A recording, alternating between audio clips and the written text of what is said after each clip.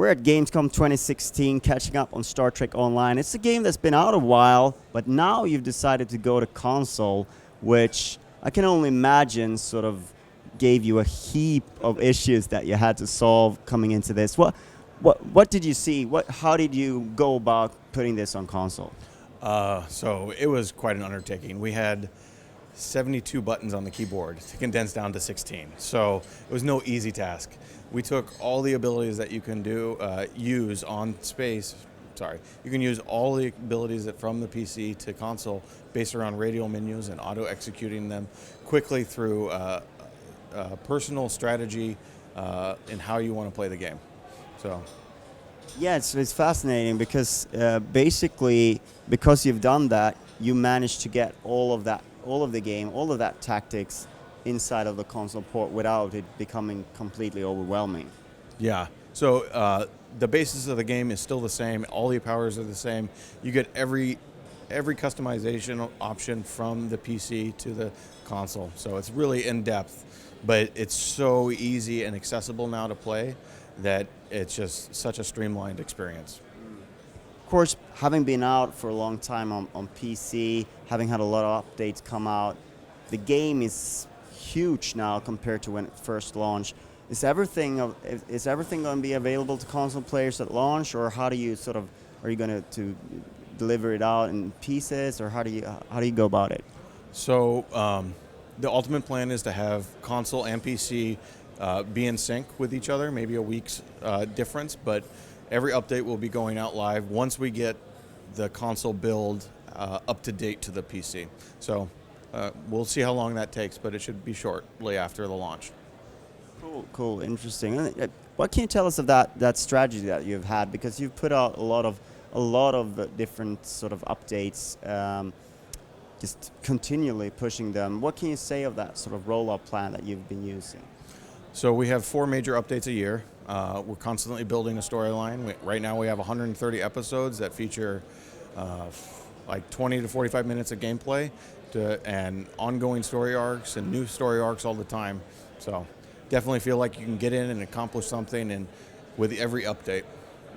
It is interesting because when you guys started with Star Trek Online, Star Trek as a franchise was not what it is right now, because we're on the cusp of, we've had 3 major feature films. We're getting a new TV series next year. It feels like it's coming back to sort of the front lines. We are super excited what it's done to the fan base. We love Star Trek. We develop Star Trek. It's a passion project for all of us at the studio. We are so happy and excited to see so much more enthusiasm about the product, and we are super excited to see what CBS and Paramount do with the new television show. So. Is it something you're looking at, or do you feel like your product is sort of a separate thing with your own sort of world and universe? So we take place 30 years after Star Trek Nemesis, and we pull from every resource that's available to us. So every television show, every season, every episode, every movie, we'll try to pull something from here and there. Every little nugget we can expand upon, which is fantastic. But it's the only place where the prime timeline still is continuing. So. Yeah, that's true, because we've gotten a reboot of say, but at the same time, it's sort of some of those things could marry into sort of like being able to have different skins and sort of personalize your experience. It kind of feels like a natural fit as well if you want something that looks a bit more like the current universe. So in our latest update, our latest expansion, Agents of Yesterday in July, we introduced a lot of time travel and interdimensional travel.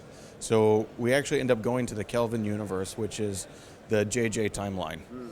You have interaction with one of the actors from the movie that plays 80718, which is the android that you saw on the bridge of Into Darkness, and then fight some Klingons from the JJ universe, and then you come back to our timeline. So definitely implementing everything that we can. So. All right. What can you say of the next update, the next thing? Are you communicating about that yet? We haven't made any announcements yet, but we're constantly working on stuff, and it should be exciting. Yeah. And of course, you're not stopping us because you're making a console version. No, we've been for over a year we've been working on Star Trek console, but at the same time we've had Anniversary come out and our bigger expansion, just Agents of Yesterday, just last month in August or July. So it's all in your wow. There's so much going on. But what's the timeline for release on console? Do you have a date in mind, or are you what are you working towards? Will there be a beta, etc., etc.?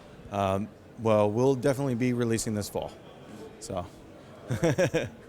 And both PlayStation 4 and Xbox One. Yep, PlayStation 4 and Xbox One. It's going to be great. Thank you so much for your time. Thank you.